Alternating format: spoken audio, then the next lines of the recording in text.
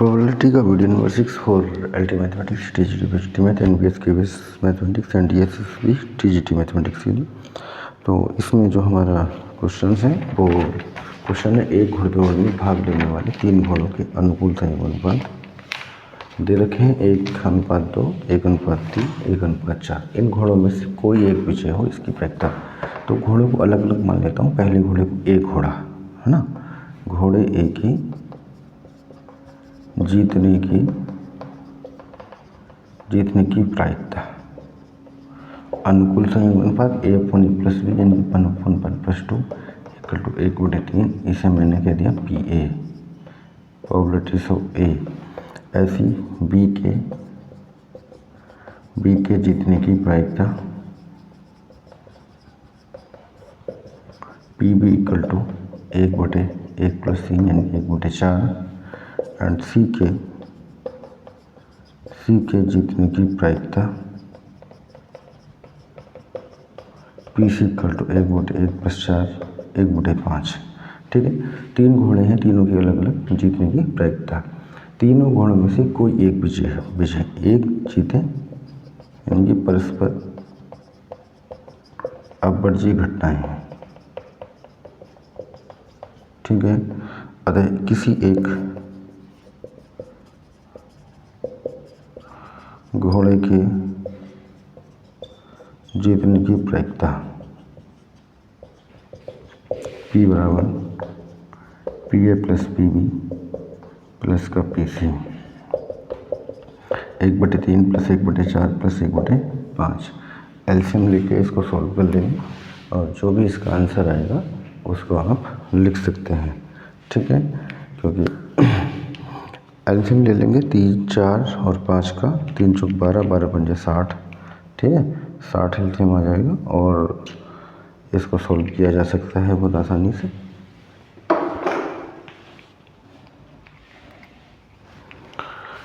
LCM 60, 3 से काटेंगे 20, 4 से 15, 5 से 12×5 = 60। ऊपर वाले जोड़ लेंगे 2 × 4 = 47/60। ठीक है, तो किसी एक के जीतने की प्रायिकता 47/7 होगी। Next question number 2। किसी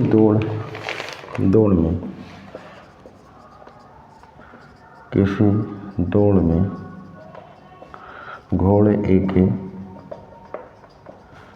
जीतने की प्रायिकता 1/5 और घोड़े B के जीतने की प्रायिकता 1/6 है।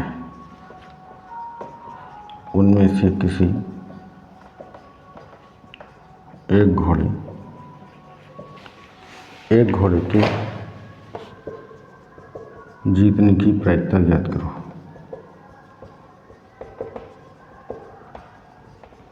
ठीक है, घोड़े A के जीतने की प्रायिकता 1/5 है। B की जीतने की प्रायिकता सॉल्यूशन, घोड़े A की 1/5 और B की 1/6।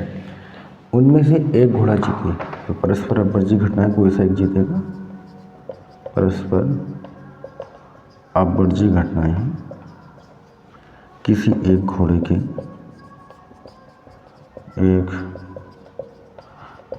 के जीतने की प्रायिकता P = PA+PB 1/5 + 1/6 1/29, 6 + 5 11/30। किसी एक घोड़े के जीतने की प्रायिकता कितनी होगी? 11/30। Next question number 2।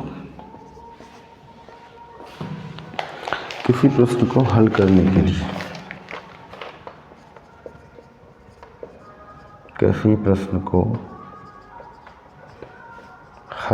के लिए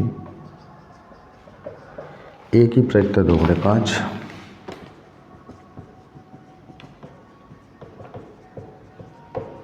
और B की प्रायिकता 5/12 है। प्रश्न के हल करने की प्रक्रिया ज्ञात करो।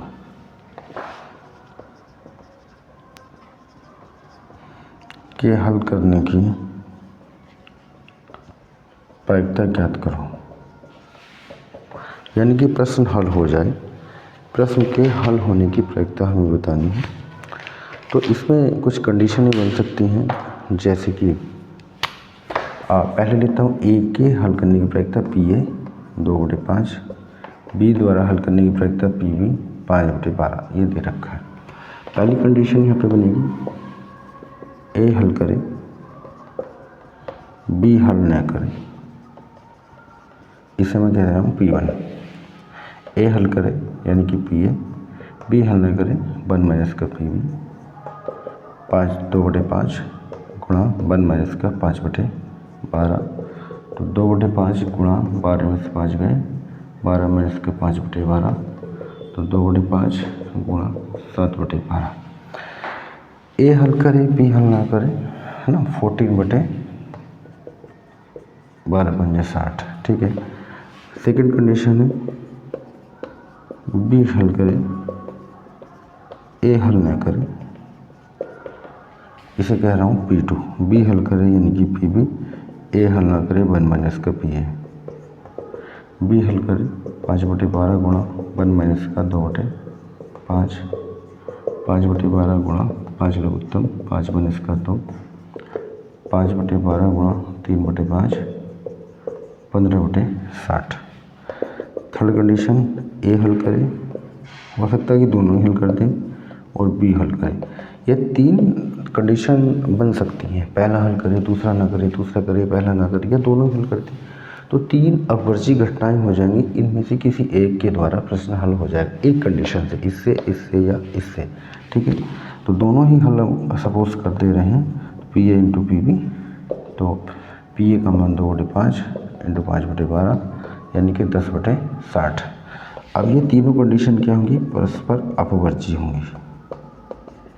अपवर्जी घटनाएं हैं, घटनाएं अपवर्जी क्यों हैं, इन तीनों में से कोई सी एक फॉलो होगी, किसी एक द्वारा प्रश्न हल होगा, किसी एक कंडीशन हो सकता है कि पहला हल करे, दूसरा ना करे, दूसरा करे, पहला ना करे, हो सकता है कि दोनों हल कर जाए, इनमें से कोई सी एक कंडीशन रही होगी। तो इसलिए तीनों आपस में परस्पर अपवर्जी घटनाएं हो जाएंगी। P = P1 + P2 + P3, तो ये हो जाएगा P1 का मान 14/60, P2 का मान है 15/60, और ये 10/60। लघुत्तम हमने 60 लिया, 14 + का 15 + 10 29, 10 39/60, 39/60, ठीक है। ये इसका आंसर आ जाएगा। Next question number 3।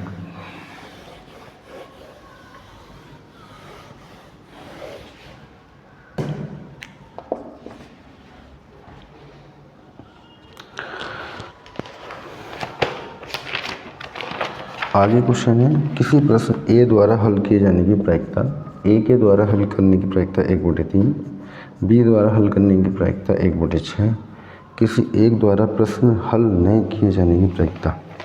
अब क्वेश्चन है, प्रश्न हल न किए जाने की प्रक्रिया, प्रश्न किसी एक द्वारा, मतलब किसी प्रश्न हल न किए जाने की प्रक्रिया क्यों निकालना है, यानी कि, ठीक है। तो पहले लेंगे हम प्रश्न हल करने की प्रक्रिया, और हल न करने की प्रक्रिया को 1 में से घटा देंगे। तो इसमें भी 3 कंडीशन बनेगी, ए हल करे, बी हल न करे, जैसे कि मैं कह रहा हूँ P1, PA एंड 1 - का PB, ए हल करे, बी हल ना करे, 1 - का 1/6,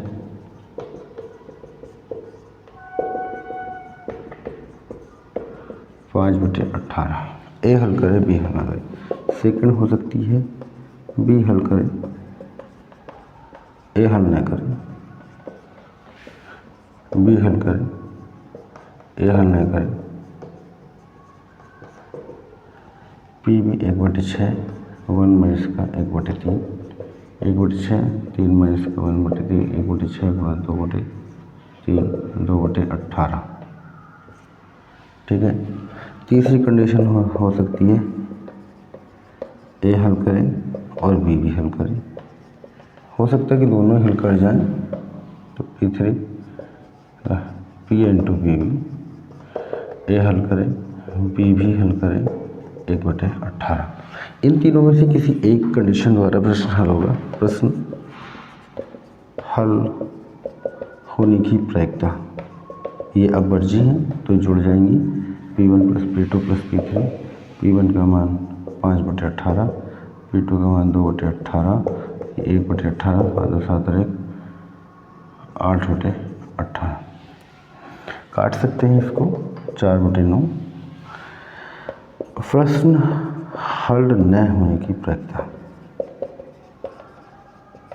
प्रश्न हल न हो, Q = 1 - P, 1 - का 4/9, 9 लघुत्तम यानी कि 5/9। प्रश्न हल न हो, किसी एक के भी द्वारा प्रश्न हल ना हो, तो इस बात की जो प्रायिकता होगी वो होगी हमारी 5/9।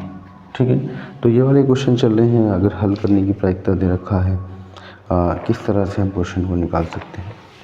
ठीक है,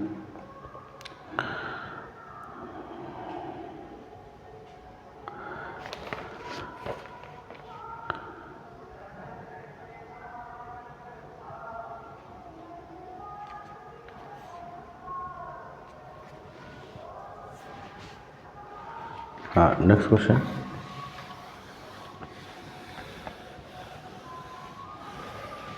क्वेश्चन नंबर थर्ड था, शायद फोर्थ होगा। ए के द्वारा प्रश्न हल करने की प्रायिकता, ए के द्वारा प्रश्न हल करने की प्रायिकता यहाँ 2/3 है, और बी के द्वारा प्रश्न को हल करने की प्रायिकता 3/5 है। इन दोनों में से कम एक के द्वारा प्रश्न हल किए जाने की प्रायिकता। ठीक है, अब कम से कम वाली जो कंडीशन है वो लगा देता हूँ, वो डायरेक्ट फॉर्मूला हो जाएगा। प्रश्न हल होने की प्रायिकता दोनों में से कम से कम, मैंने उसका फॉर्मूला लिखवाया था, कम से कम एक के द्वारा प्रश्न हल होने की प्रायिकता,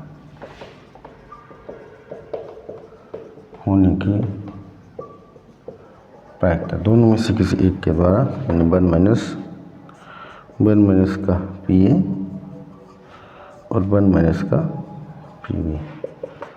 ठीक है, 1 माइनस का 2/3 एंड 1 माइनस का 3/5, 3 माइनस का 2/3, 5 माइनस का 3/5, 1/3 इंटू 2/5, 1 माइनस का 2/15, 15 लघुत्तम, 15 माइनस का 2, 13/15। ठीक, तो इस टाइप के क्वेश्चन हो सकते हैं कि प्रश्न को हल करने वाले